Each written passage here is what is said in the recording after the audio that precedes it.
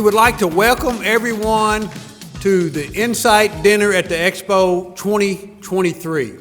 We are grateful and thankful. Thank you. We are grateful and thankful that you're taking your time to come this evening to spend time with us. The intent of this dinner is to spend time with each other. And it's been said many, many years. We want to spend time seeing old faces and old friends. We want to spend time making new friends and seeing new faces. We want to thank you, and we sincerely mean that. We appreciate your time. We know it's valuable. We know you could be doing other things, but we are grateful and appreciative. Before we get into the other presentations, I just want to give some quick overviews. For the ones that know us, don't fall asleep on me. I won't be long. For the ones that don't know us, I just want to lay out some things. Our company was founded in 2006.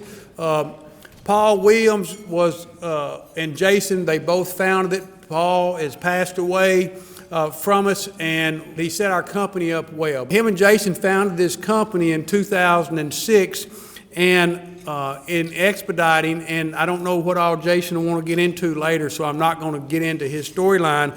What they founded the company in 06.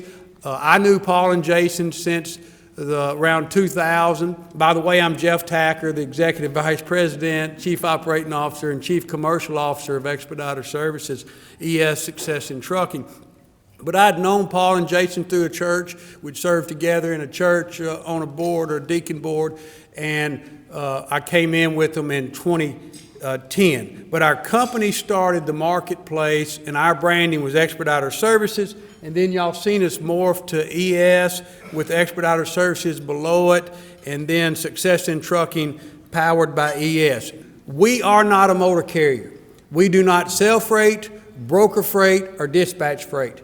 We are a service provider. We are a servicing company, and our intent, our motives, and our agenda has been established to service the people in this room. And that includes motor carriers, that includes vendors, but it especially includes contractors, independent contract drivers, owner-operators, and fleet owners. We've established our company with that in mind and with that purpose, and we will continue to do that. We are a company that will say what we're doing, and we will do what we say. Today, we're broken down. We have several wholly owned subsidiaries, but we have insurance services, we've got our management services, we've got equipment finance, and we've got truck sales. And we also have what we call our ES Advantage platform and program, and I will go into that in a minute, that you can see the advantages of being inside of our company. Because of certain things, now this is my opinion, and I hope you'll leave here with the same opinion, but I think this is the best place, the best opportunity in transportation. We're servicing straight trucks and tractors, and tonight we'll be speaking about the expedite industry. But we're servicing straight trucks and tractors in expediting, and we have a certain group of partner motor carriers, community motor carriers that we service. Another thing that we've been able to do because of you, we've been able to aggregate, we've been able to co-op, we've been able to formulate a community that gives us certain, when I say us, I'm talking collectively us, it gives us the ability to bring things together so that we can help each other. All for one and one for all, so to speak. So we know we got different motor carriers in here, and they're all going to do all they can do to get you to sign up with them, and they should. But what I'm telling you is that we have services that we offer that's where one benefits, all benefits. And inside of that, the other thing that we've been able to do is to be able to reach out and get access to some of the best minds in the industry, some of the best data in the industry. And speaking of data, I want to go ahead and introduce Ms. Leah Shaver, the President, CEO of the National Transportation Institute, and some of the place and things that she'll do tonight is hopefully lay some groundwork and give you some viewpoint of what's going on inside trucking as a whole. Leah Shaver. Thank you, Jeff. Good evening, everyone. I'm Leah Shaver. I'm the president and CEO of the National Transportation Institute. I've worked with ES since, I would say 2017. Jason and I served on the board of directors for the Women in Trucking Association at the same time, and we got to know each other there. And he pointed out, and I think Paul also pointed out, maybe even first, that we had a lot in common because we both looked for the same thing, which is the very best in the industry. Expediter Services, now Success in Trucking, powered by ES, and my company, the National Transportation Institute, we both look for the very best, the leaders in the industry. And I think you would agree that, like present company, the folks at ES really do strive every day to be interacting, to be in business with, to be supporting the very best in the industry. So if they're doing business with you, I would rank yourself at the top, and we're really happy to have you here. My company tracks anything that is important to companies that work with professional truck drivers and technicians. If drivers and technicians are vital to a company, then that company is vital to my organization. And so that's the type of data that we work with. Anything that impacts a professional driver's paycheck, anything that is a priority to a professional driver. And you know how complicated pay and all that happens in the market can be. So you can imagine the amount of data that we comb through every day and the wide variety of things that are important. We also provide for the industry neutral benchmarking for the purpose of contracts. So when folks are looking at what's happening in the market and whether or not there should be amplification for that in the freight contract, we have neutral reporting on that. So we look at every job across the entire country at the market level and can tell you exactly what someone is doing, what the nuances are, but also what's really important to them and to that organization. Before I was running NTI, I worked at a trucking company. I started as a driver recruiter back in 2001. So been around for a little bit of time, but my entire career has been exclusively spent focused on what are priorities to drivers. And I'm going to talk a little bit more about that tonight, but also just what's happening in the market and what is a priority to the companies that you're doing business with. In addition to my work at NTI, I work for SiriusXM. I had a few people greet me today and say, I heard that voice, and I was like, I know that voice, but why do I? It's because I work in talk radio on SiriusXM's Road Dog Trucking radio channel. So if you've ever listened to the station, some of you are nodding now. If now my voice sounds more familiar to you, that might be it. But I also moderate any of the online presentations that we do at Expediter Services and a variety of other programming and some video podcasts. And I put my social up there. If we're not connected, when you get settled in tonight, if you do want to connect, it's at Leah Shaver SiriusXM. I post content that motivates me, but also that celebrates everything that professional drivers do every day. And lastly, I served on the board of directors for Women in Trucking, and today serve on the board of directors of the Next Generation Trucking Association. And I'm going to talk about women. I'm also going to talk about younger people in the next generation, but most of all, I want to talk about you. I do want to take the opportunity to thank you for everything that you do every day to safely deliver. As you know, and as I said in our panel discussion today, professional drivers ultimately get paid to deliver, right? We don't get paid typically the time from point A to point B. We get paid to deliver. And I do know that everything we have, need, enjoy, everything we're surrounded by, everything my son needs is in my home because a professional driver safely delivered. So thank you to all of you for what you do. And for those of you that are supporting professional drivers, I thank you as well, because ultimately everything you do every day to ensure that a professional driver takes pride in what they're doing and are able to safely deliver is also really important to me, to my family, and to my company. So to all the professional drivers in the room, I do want you to know that as you deliver, I am always cheering for you. I think about you, I worry about you, I hope the best for you. Today, I am really, really excited to connect with you, as are the folks that are in the room. Now, you see on the screen here, we love truckers. The ATA has a program, and you've probably seen buttons that say, I love trucks. Has anybody seen this button, the logo, the program in the industry? I spoke at a conference a couple years ago, just as people were starting to get back together after the pandemic, and the president of the Alabama Motor Truck Association said, you know, you take pride in this button that says, I love trucks, but it should say, I love truckers. Does anybody else agree? And I did. So I approached him afterwards and I said, let's make that button. And he goes, y'all go ahead. And I was like, but this was, you know, you said this, and I believe it. The button should say, I love truckers, but it shouldn't just be a button. It should be on the side of trucks, on the back of trucks. It should be on our T-shirts.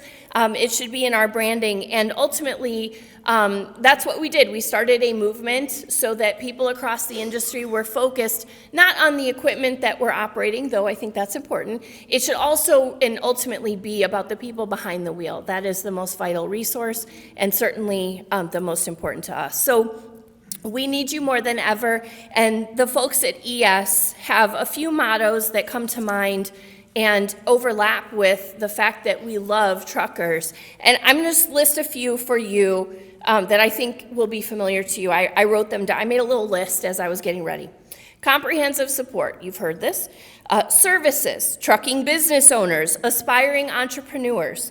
Advocacy, the ES community. Partnership, success in trucking. Never stand alone. These are things that you hear all the time as you are operating, as you are doing business, as you are receiving emails from the ES community. So if there is a company, if there are folks that I do business with every day that really put to work the theme of we love truckers, I think it's our host for tonight. So thank you to our host for tonight. Thank you to Kelly, who we know is, you know, putting together all the details. Thank you to the folks that I work with behind the scenes that helps put together those details. And of course to Jeff and Jason for helping us to deliver.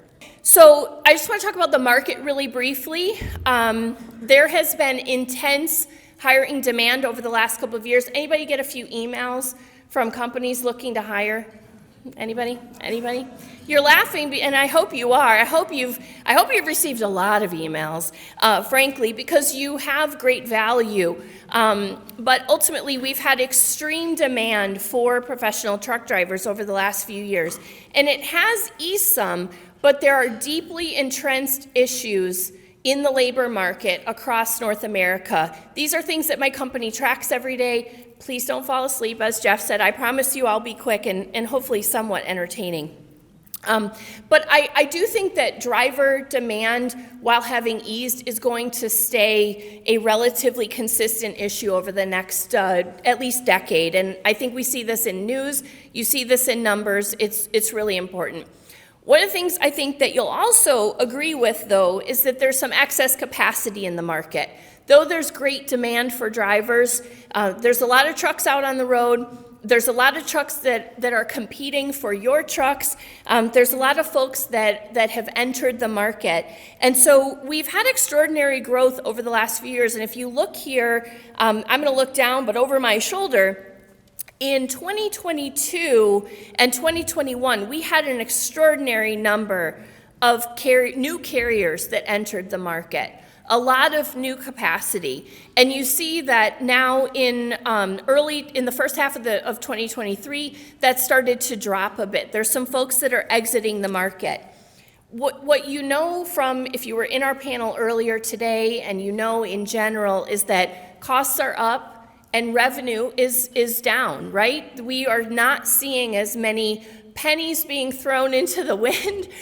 We are seeing dollars that go out in terms of expenses. And for folks that are not working with the insulation of partners like ES, like Panther, like FedEx, like Ascent, they are experiencing the same or higher costs than they did over the last 2 years, but remarkably lower rates and a lot less consistency. So in our panel discussion today, we were talking about what can we do in a market like this? What does being partnered with a motor carrier really do for your small business? One of the things that they identified is that it really helps with that consistency component. It helps to make sure that you have the volumes that you need for your business, and also, as Jeff was talking about, some of the buying power when it comes to the expenses that you have and keeping some of your expenses limited. Now, in the labor force, transportation labor supply is labeled as depleted. There are two industries that are always in need of workers. We call it a perpetual supply issue, and those are driver jobs and warehouse jobs.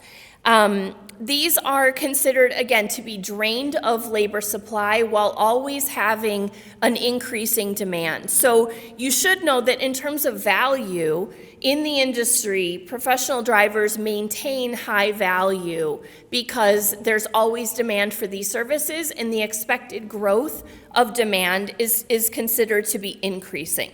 Driver supply and availability. One of the greatest constraints, and I've talked about this in my deck over the years as a perpetual driver supply constraint. What's unique, though, is that now we have the Drug and Alcohol Clearinghouse. The Drug and Alcohol Clearinghouse has made it very transparent for the industry at large. We lose 5,000 drivers a month to a drug and alcohol violation. I bring this up because in a room of professional drivers, I'm always asked, what can I do to stand out? And one of the things that I always promote and that I think is the most important factor is that you stay safe. In order to be safe, you have to be well. And we work in a regulated industry. One of the greatest challenges that professional drivers face is they are exposed, and I'm going to show you a very interesting map after this one, but you're exposed to things that can potentially cause a violation on a regular basis. But CBD products, for example, this is an unregulated industry, and anytime I have an MRO on a SiriusXM show, anytime that I'm speaking with the head of transportation, who's also an MD, we verify that there are continued risks, and CBD is a top one, as is your health and welfare. So make sure that you're taking care of yourself, make sure that you're staying safe, keeping your record clean. That keeps you as the most valuable driver in the industry.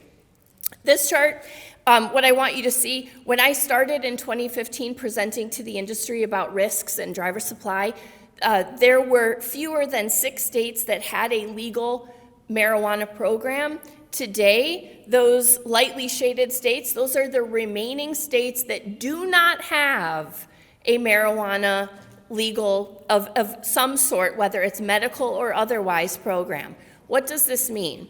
It means that the next generation living in a state where marijuana is legal, it means that within our friends, within our community, if we are living in a state where marijuana is normal and we are working in a regulated industry trying to grow, we are going to continue to have growth issues, right? So this is another thing that keeps the number of drivers down, and it's also something to be very aware of. But keeping your record clean and maintaining a drug and alcohol-free workplace is certainly vital to continued supply.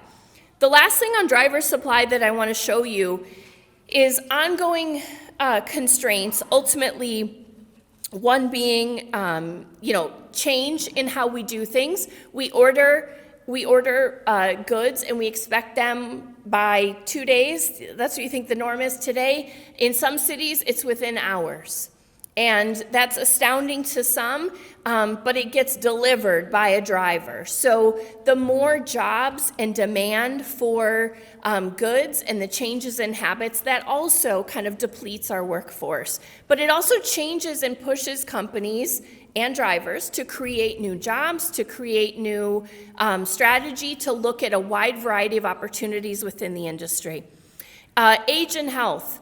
I'm going to show you an age chart. It's more interesting than my words, but just know that retirement and health issues contribute heavily to removing folks from the industry. And again, in order to be safe, you have to be well, and taking care of yourself as we age is also key. That increasing regulation and oversight is always a factor. And the last one, I was interviewing someone today, and he was talking about detention, and that being kind of an issue and something that folks need to expect. Unpaid, unproductive time is one of the greatest challenges and frustrations in the industry. Now, this is my most demanded chart. I share it with you to focus on the bottom. This is the one that if I'm presenting to industry employers, they're taking pictures of this slide and really paying attention. Why?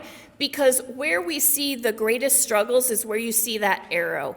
Anyone that has a minimum requirement of 2 years of experience or more, think small companies, small carriers, they typically have an experience requirement there.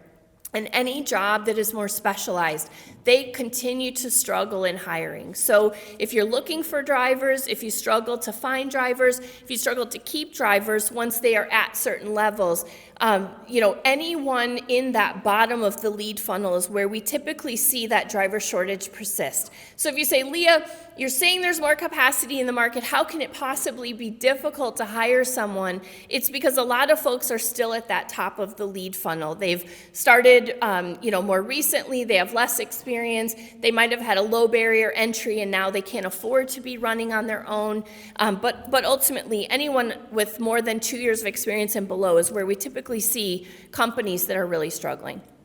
The other thing is age, and again, I've got one more chart after this that I'll show you, but we have 4 generations of folks that are working in the industry right now. And as I look in this room, I think we've got 4 generations of folks that are attending dinner with us tonight. So, if you are working in any kind of workplace, or you're interacting with folks and, someone is substantially younger than you and you feel like they just don't understand, or your boss is a lot older than you, or likewise, you are a lot older than your boss.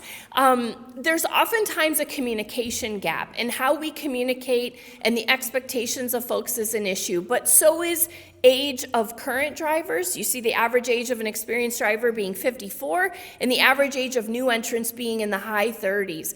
This is also an impact because all of these folks have different needs, different priorities, different communication styles. So this is also, considering the industry and some of our struggles with workforce, that's been an issue.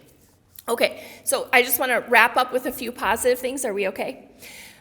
One, the future is bright in the industry. We have a shortage of housing across the country. New housing starts is a lot of what fills trailers. So new housing starts are slightly down right now. I believe that they will come back. Interest rates has a big part to do with that as well. But ultimately, the more new housing starts that we see in the market, we tend to see very happy, busy professional truck drivers and companies that are hauling a lot of freight. The infrastructure bill, that is going to put a lot of pressure because construction, jobs will be aplenty, and that also takes away from trucking, and the more that we struggle for driver supply, the more demand that there are for our services, the higher freight rates go. So as we see more construction in the industry, you will also, across the country, you're going to see more challenges for people and ultimately more demand for your services. Consumer spending is still really high. Some of that has flexed over to services, think travel, et cetera. We can't put travel in the back of the trailer. It's been a little bit of a challenge, but that will come down. And ultimately, again, inflation is a little bit of a challenge with consumer spending.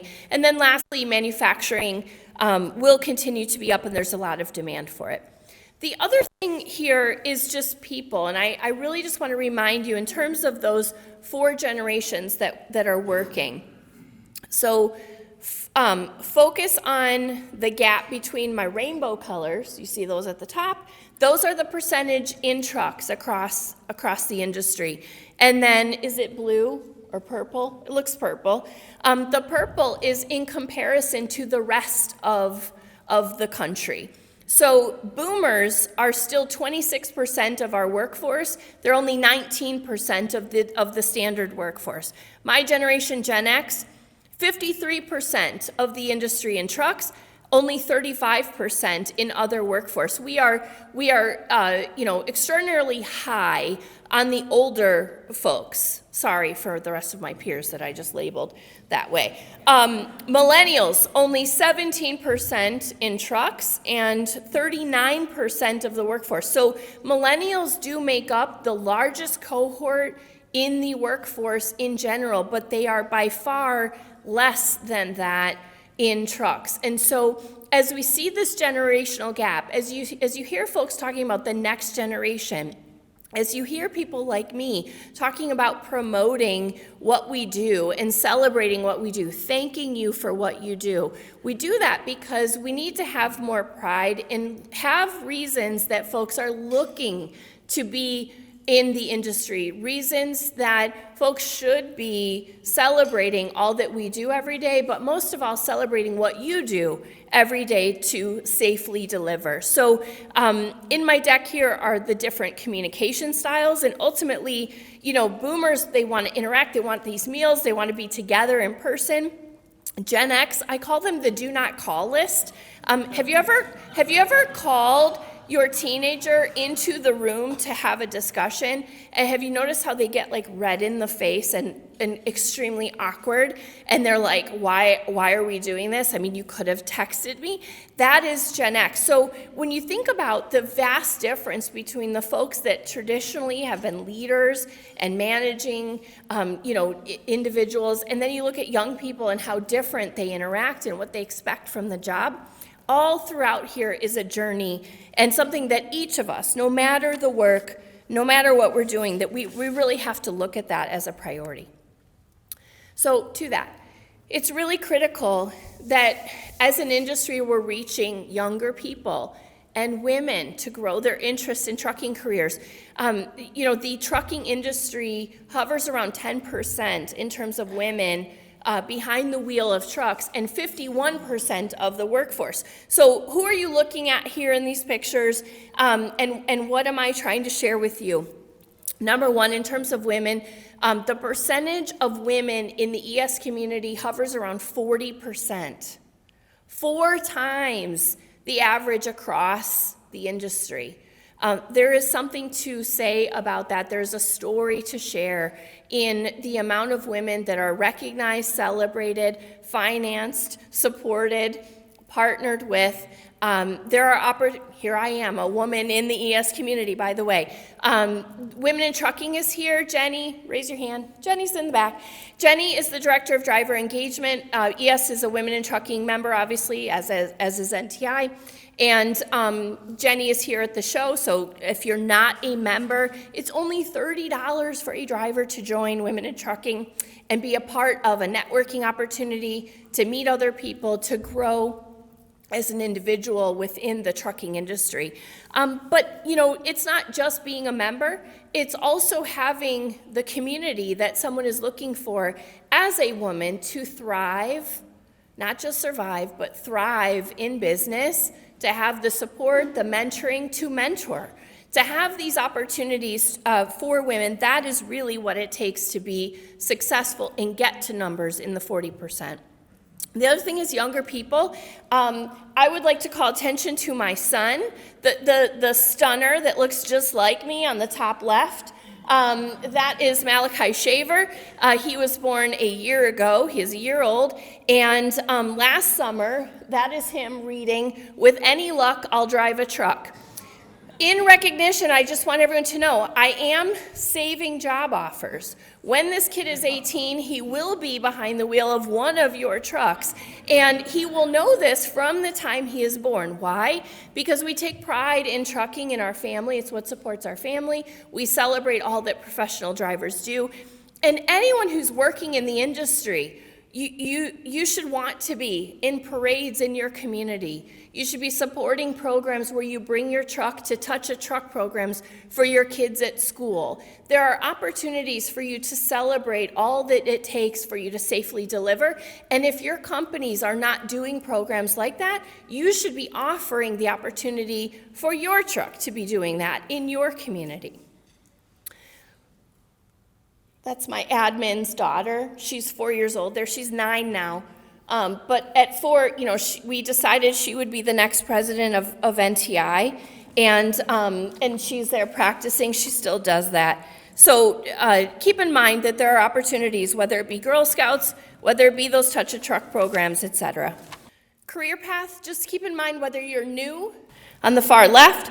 As you accelerate, we talked about this in our panel discussion today, but typically and historically, becoming an owner was the pinnacle, and it still can and should be, whether you're one truck, whether you're growing and becoming a fleet owner. But there are ways to accelerate your career, your business, and certainly your paycheck, and all of that has to do with putting in the work and doing all that it takes.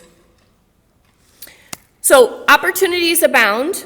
We need you more than ever. The best things you can do in a market like we have today is to stay safe, to stay well, to take good care of yourself, to communicate effectively. I've been coaching drivers for over 20 years on your ETA, your PTA, your RDOs, ultimately making yourself available and doing the work. That is certainly what it takes to get through this market, but also having the support, the services, the community around you.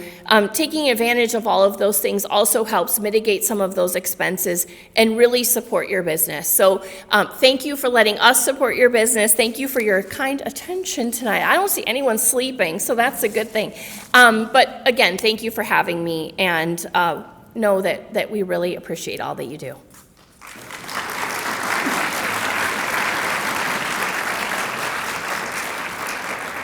Thank you, Leah. And one reason why I believe this is one of the best places to be in transportation is to get information like that and access to those things. There's a lot of people here trying to make decisions. There's a lot of people here going to decide what they want to do for them and their families to see if they can do great things.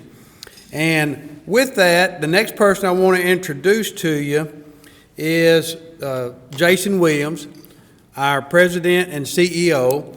And you heard me start out with welcoming, introducing everyone, outlining our market transition and branding, giving you an outlay of what our company has done, where we are, what we're looking at. What Jason's going to come up here and do, as his slide says, is what lies ahead.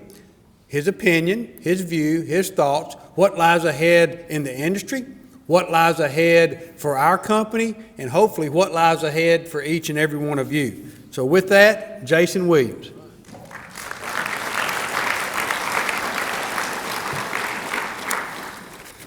Well, I'm not quite as lively as Ms. Shaver, so I'll certainly try not to put you to sleep.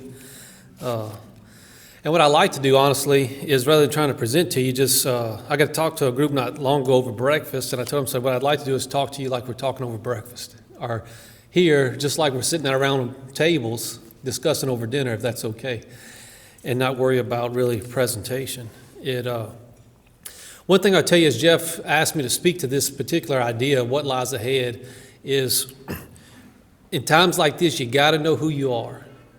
You absolutely have to know who you are as an individual. You have to know who you are as a company. You have to know why you do what you do. In a down cycle like we have, it's not the opportunity for you to make a lot of mishaps. I mean, there's some things are teetering. We know lots of companies are going out of business the way Leah showed it. A lot of people came into the industry very aggressively, and now they're leaving the industry pretty aggressively. So you got to come back to a center base of knowing who you are, both as a person and as a business. There's multiple ways if you think about running a business, and so looking at the graph where you have a curve, being drivers, I started to relate this with horses. I like to ride horses, but being drivers, it may come across better to you that if you've ever been in a vehicle, I've got young kids coming on, I'm trying to teach them to drive. And there's nothing scarier than putting someone in the car who, around every turn, they're waiting for something to jump out and dive off the road. And so they really don't know how to handle, they don't have the confidence to handle what's coming. They're never confident about the unknown. And that becomes very dangerous. I can tell you as a business, if that is the way you operate, you're going to have a tough road ahead of you. If everything is a knee-jerk reaction, if everything is fear, if everything is anxiety through the roof, these are crazy times, and it can be very dangerous for you.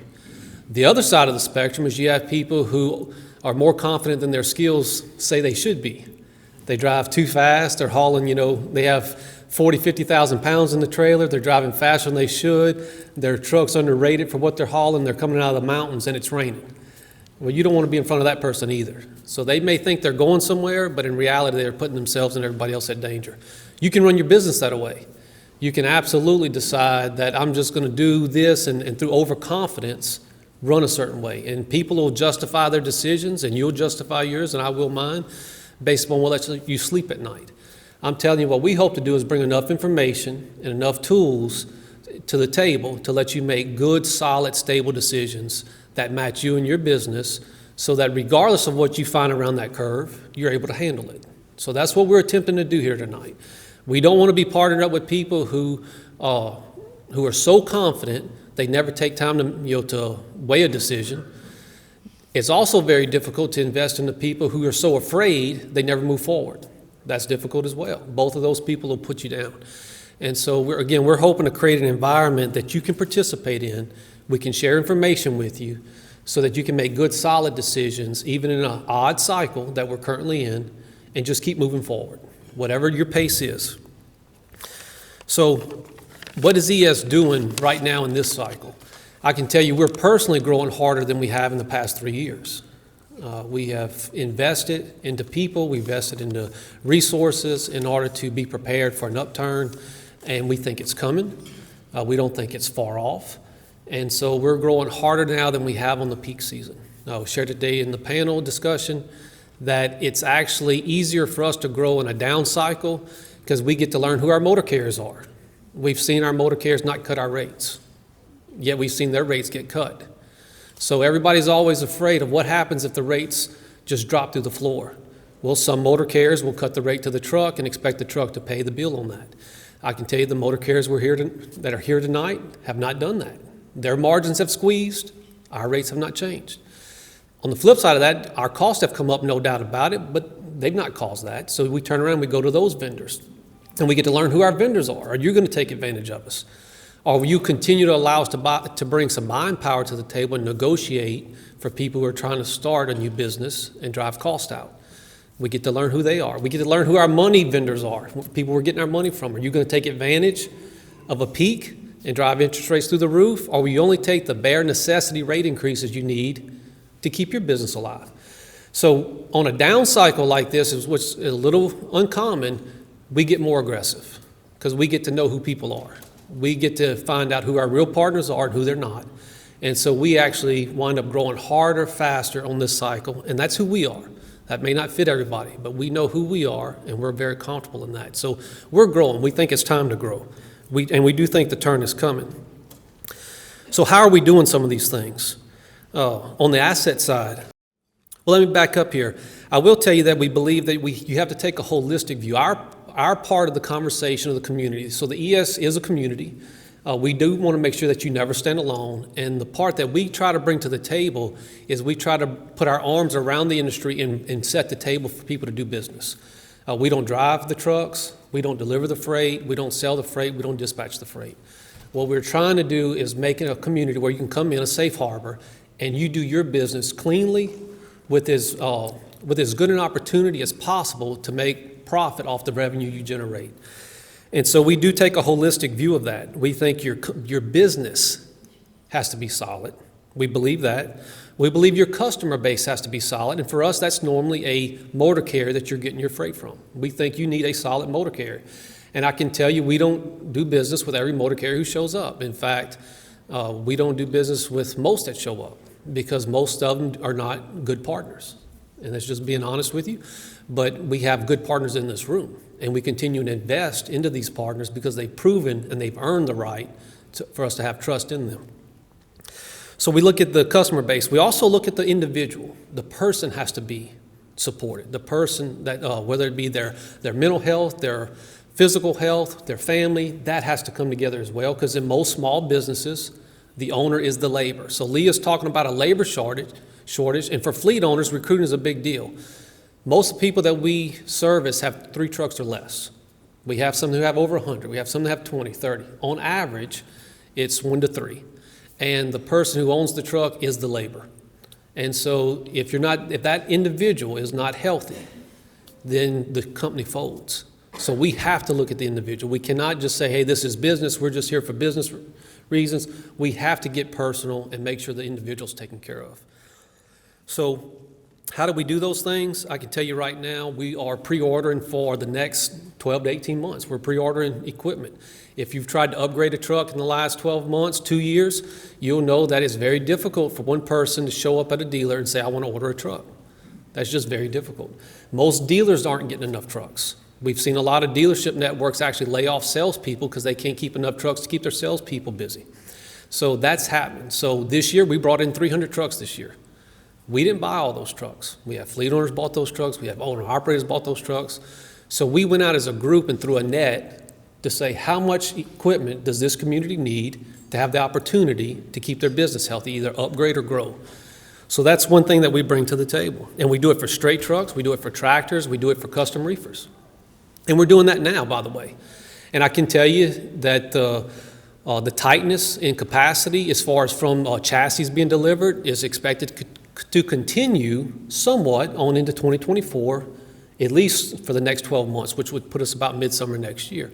So the window's closing. That's why we, again, believe it's time to get aggressive, because if you miss the next 90 days to 6 months, you may not be in the conversation till 2025. It's just that tight of a window that we're dealing with. But we're doing that. We're bringing in a lot of equipment for that purpose, and we're taking a risk that people like yourselves will want to grow a business, but so far it's proven that we can't meet the demand. This year we'll be short trucks. We have almost every truck that's coming in on into the first quarter of next year allotted somewhere. And so when someone shows up, we have to go find a truck. And we're willing to do that, but we do need to know what are your expectations, and we're trying to represent a community. I want you to understand that. We turn around, we bring new vendors to the table. So we also do that. David King's here representing a health insurance group. And that's because we recognize we tried. The one we had didn't do the job we wanted them to do. So we got with David. David brought us together a good product. And so we're bringing that to the table. We need new vendors coming in to keep things right. We were outsourced. We were majority Freightliner product. We love the Freightliner product. Stoops is here tonight. But we did have to turn around in these times and grab a hold of Peterbilt. So we brought Peterbilt and PACCAR to the table, both their money and their equipment, again, to make sure we're getting a big enough net out there to support everybody. So we've done that side.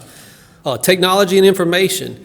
Again, I'm not trying to just pat her on the back. You may not know this, but the lady that you just got to listen to, large companies pay her to show up and share the same information with them that she just shared with you, and to spend a day at their business training them how to solve the problems she's talking to you about.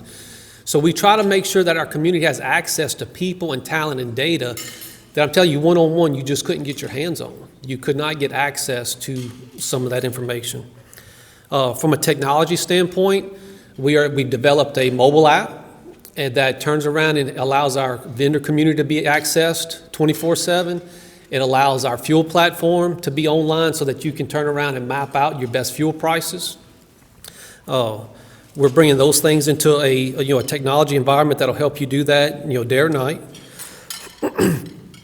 And then the last thing I'd want to point out to you, again, that we're trying to make sure we're servicing you as a person, is we reached out to a group called Corporate Chaplains of America. It's the same idea that the military has, that people in high stress situations need somebody to talk to. They need somebody other than a spouse, other than a significant other, a family, in order to keep their sanity. And so we beta tested it on a handful of trucks. We rolled it out to everybody we service. We pay for this to give people access to somebody just to talk to.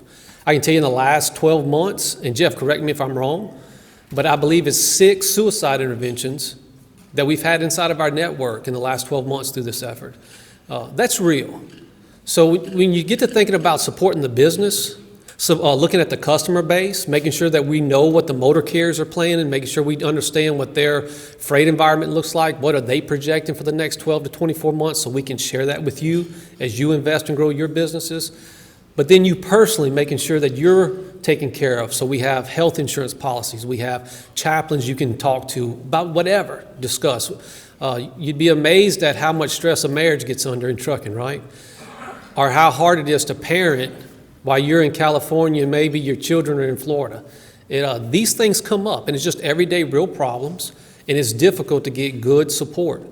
And so, again, as a community, these are the things that ES is doing and investing into to make sure that your business, the assets within your business, you yourself personally, are invested into, taken care of, and have every opportunity to succeed, good times or bad times. And then what lies ahead will take care of itself. If you prepare yourself, what lies ahead, you'll get over it. We'll be nimble enough, we'll be aggressive enough, we'll be cautious enough, whatever it takes, to get over it. It'll be okay. Same way you drive your trucks. You can't drive that truck scared, worried constantly.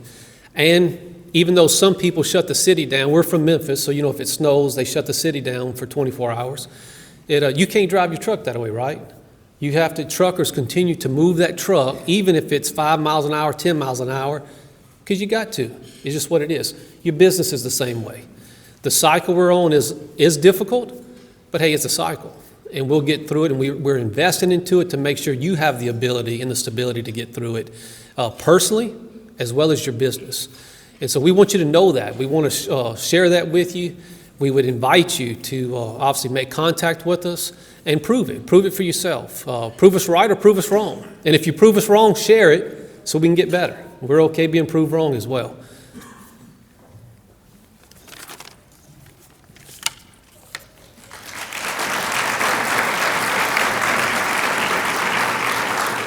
Thank you, Jason.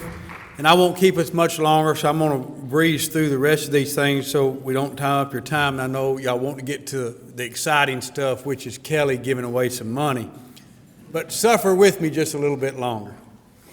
So what we'd like to do is to ask each and every one of you, if you're not with us, be with us. So I don't mind asking for the close. I don't mind asking for the end. I don't mind asking you to let us do the heavy lifting.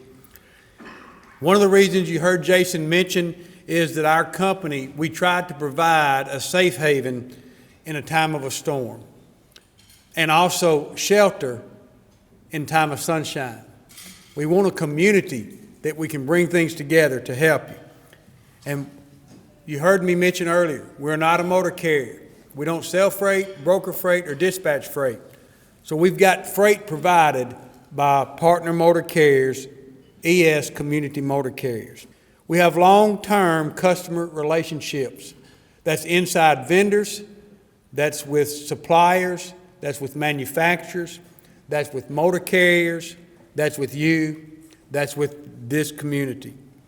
We want to be an advocate for your business. We want to help you do better for you and your family. We're sincere about that. And we have community power. And that could mean a lot of things. So what is our community power? Is it the truck? Is it you? What is it? Is it both? Is it all? I just want you thinking about those things. Why the ES community?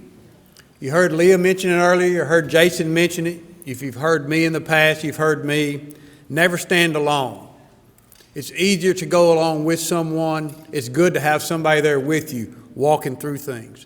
Our community is a community of support, and our goal is to drive profits to your truck. We want to help you increase your revenue, and we want to help you decrease your expenses. And we've aligned and set things up with the motor carriers, with the vendors, manufacturers, with the suppliers. Everything that we can do has been with that in mind. And I also want to say why the ES community. It's simply the best advantages are brought to you. We're not saying we're the best. We're just like y'all. But we have access to things, and we've brought things to you. And what are some of those advantages, unrivaled advantages that you can look at? Fuel, shop, tires, insurance, savings. So, of course, Jason can tell me we're probably in the top three purchasers of fuel in North America. We've got thousands and thousands and thousands of units operating underneath our fuel platform. Now, that's not to brag. It's really not. I'm not saying that to brag. I'm saying that to let you know that on our legacy business, on our Tier 1 platform, on the group that's inside of Expediting, you are purchasing like one of the largest fleets in trucking. So anybody that's in our program, you have access to those things. We also have national account pricing for tires and repair and maintenance programs, and we've got insurance services. And inside of those insurance services, we got physical damage, comp and collision. And so that's for your truck, physical damage, comp and collision, non-trucking liability, occupational accident insurance. You heard Jason mention that our company's put several things together to help people do better. You've got to be safe, you've got to be profitable, you need to be healthy to do those things. We've got health insurance. So just announced, we had a press release on Thursday before the show, and we did it silently, but we wanted to announce it here. And everyone in here, whether you're currently with us or not, you have access. I'd invite you to log on to eshealthplans.com, and we have created a health marketplace for the independent contractors. And it's backed by David King and his group. We've got someone, Greg Hemlick will be there ready to take the phone calls for you. So I want to make a special call out to that because you need it. And I'm not trying to just up here sell you something.